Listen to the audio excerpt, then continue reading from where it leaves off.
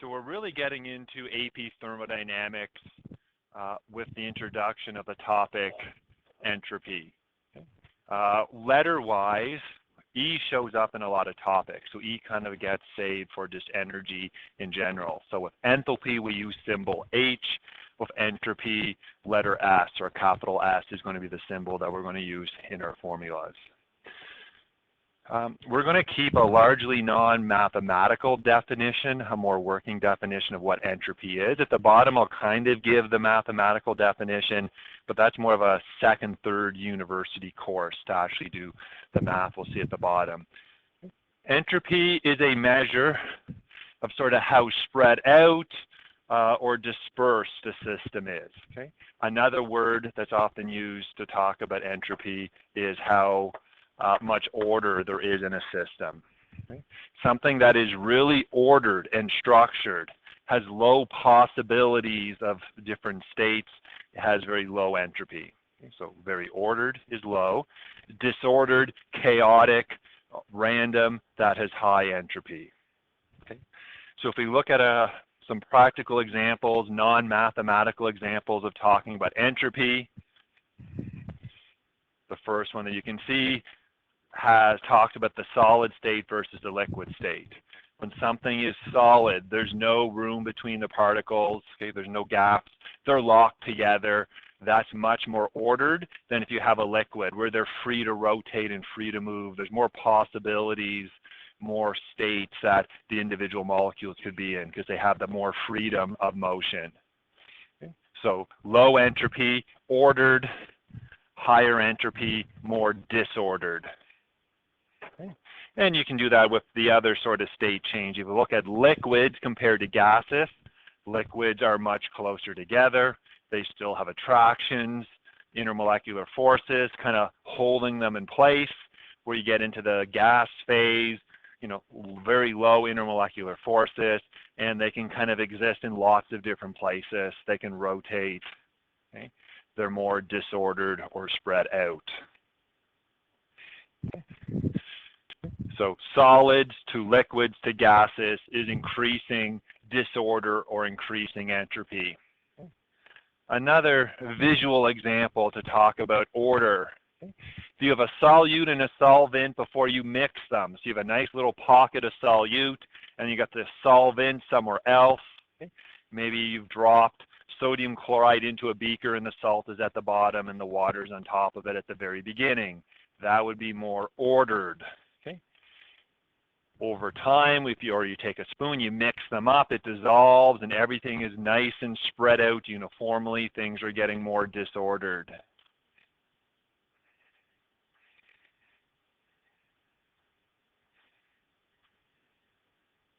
Examples.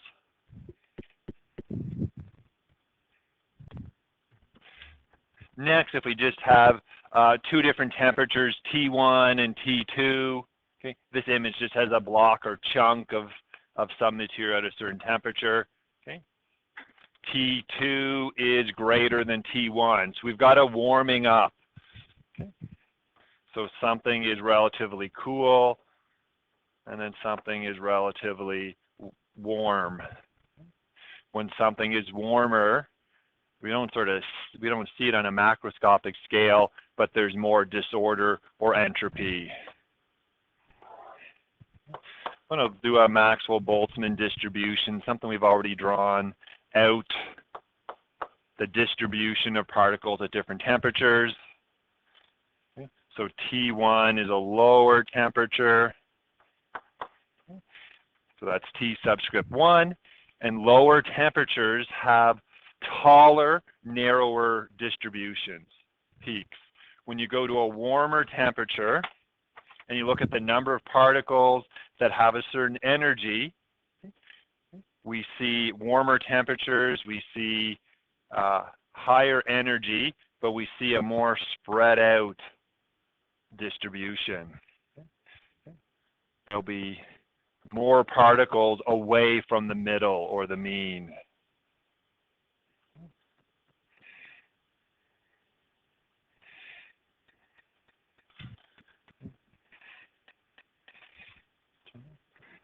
And last, we're going to look at some elements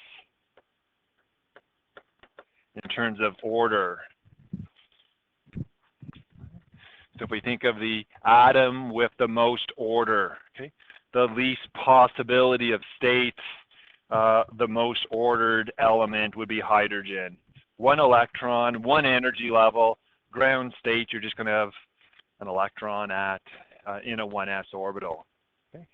And as you keep adding electrons and adding energy levels, that electron, there's more possibility of where the electron's going to be. Not that it's just the electron that matters, but as you work your way through the periodic table, there's a little bit more disorder in helium. Okay, I'm going to jump. You go calcium, atomic number 20. Okay. Okay, I'm just going up by consecutive atomic numbers, and there's more and more disorder in the atoms as you work your way through the table. I'm not sure where radon and what its atomic number is, but I'm quite confident it's above calcium. Let's double check. Yeah, atomic number 86. So my gut was right that it was a bigger atomic number. Now, what we're not going to do, you'll see it in the book, it's more a university calculation, okay, but I'll just present it in, more out of curiosity. To calculate sort of absolute entropy, you've got a constant times the natural log, okay, of how many sort of arrangements can you come up with. Okay. So when you have a solid, there's less possibilities of how you could arrange things. They have to be locked together. Where if you consider a gas, where there's lots of gaps in between, the atoms could be anywhere in that gap. That could be rotating. There's just so many possibilities of how you could arrange, let's say, 10 molecules in a box of gas, when they're a gas versus those 10 molecules if they're a solid and they have to be locked together. They're not going to be able to be spread out. So this W is states or microstates. Again, we're not going to be using this definition, okay? But if something is really ordered, there's lower possibilities of how you could arrange them. Okay. Something is more disordered, it's because there's a lot of possibilities, a lot of microstates, a lot of ways that you could arrange that. We'll sort of continue our discussion, and this lesson, again, is more of a discussion, getting a feel for entropy.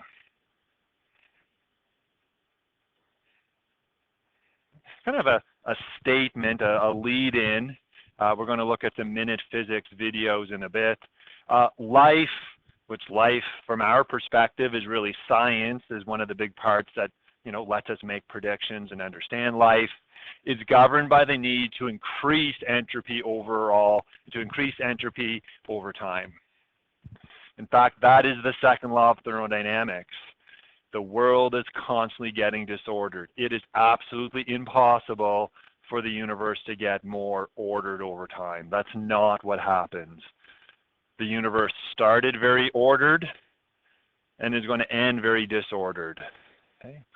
And that sets the flow of time. Unfortunately, Back to the Future is not possible according to the second law of thermodynamics. Time goes one way. Okay. Now, regular 30 only studies enthalpy, and enthalpy alone doesn't really allow us to make any good predictions in thermodynamics. Okay. It's entropy combined with enthalpy that we already did lets us determine what's going to happen in the world, the universe, what's going to happen if something is going to happen in a reaction. So where we're going in a couple lessons is combining entropy with entropy, enthalpy and enthalpy, okay? And to determine if a reaction will occur, we need to look at Gibbs. So we're not going to go there yet. We have to have a good understanding of delta S first before we can put it all together, okay? We got several inputs to this. We've got enthalpy, we know about.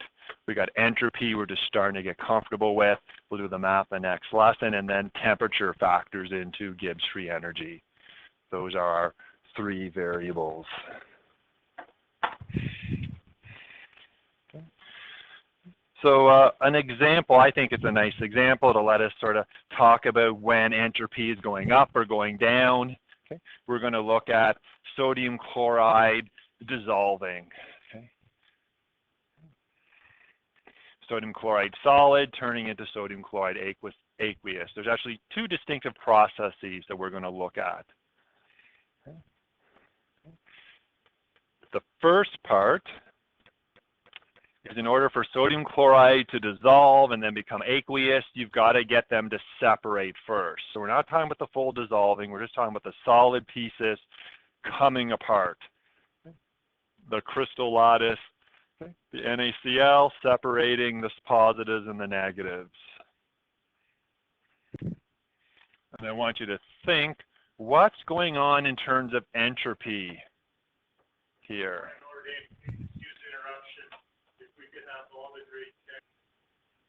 Okay. So we had the diagram going solids to liquids. We kind of have an analogy here. We're not going solids to liquids, but we're going solid, nice and ordered. And if you separate them out, they're going to be more disordered.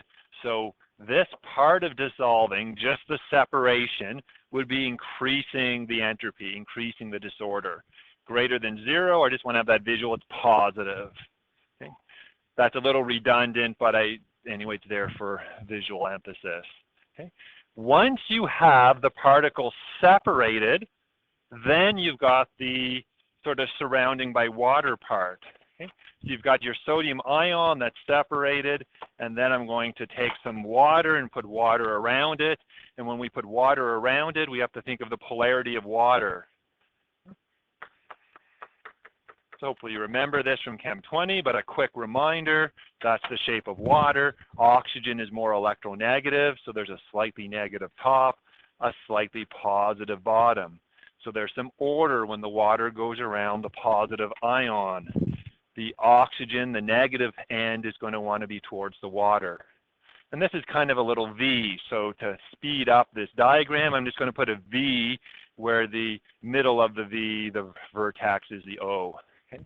The water is going to be organized that way in all three dimensions, on top and behind around that sodium ion. Same or similar type of thinking around the chloride, just the other way. The chlorine ion, when it's separated out, is going to be surrounded by the positive side of the water, or the slightly positive side. Okay.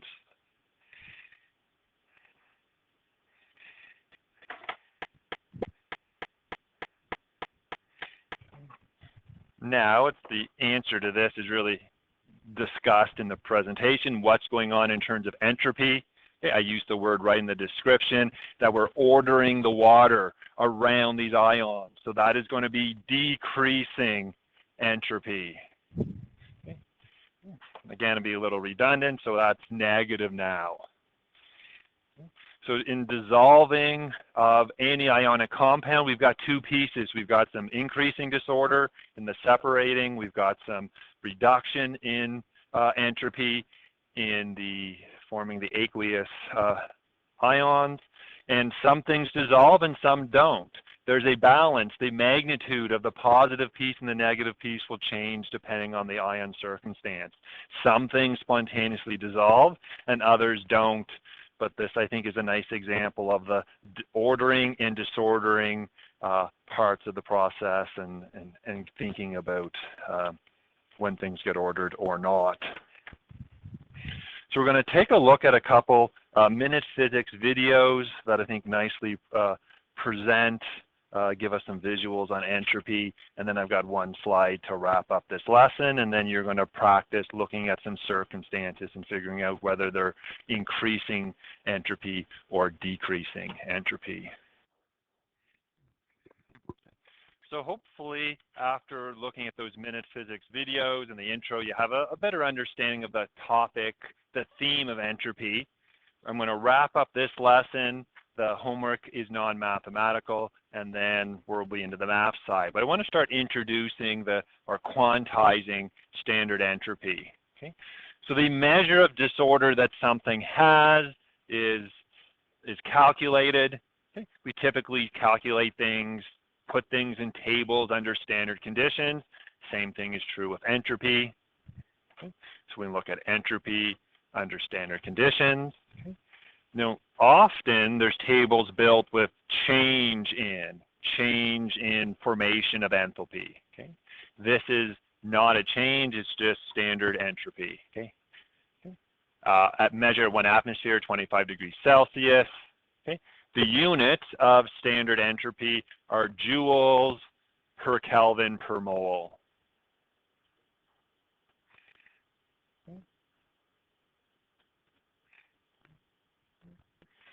These would be things you'd look up, you would memorize. So I'm starting the discussion with liquid water, which is about the measure of disorder in it is about 70 joules per Kelvin or per unit of temperature per mole. So next underneath that you can see, I've got water vapor. And before I uncover it, I want you to think, what would you expect for the value of standard entropy for water vapor? Would it be bigger or smaller than liquid water?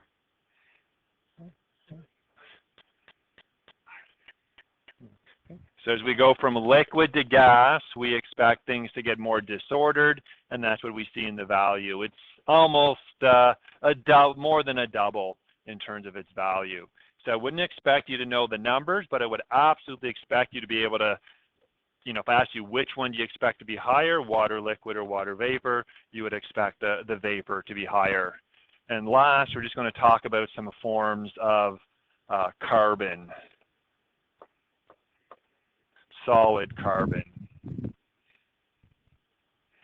Last, looking at carbon, so the more ordered something is, the lower entropy you'd expect it to have.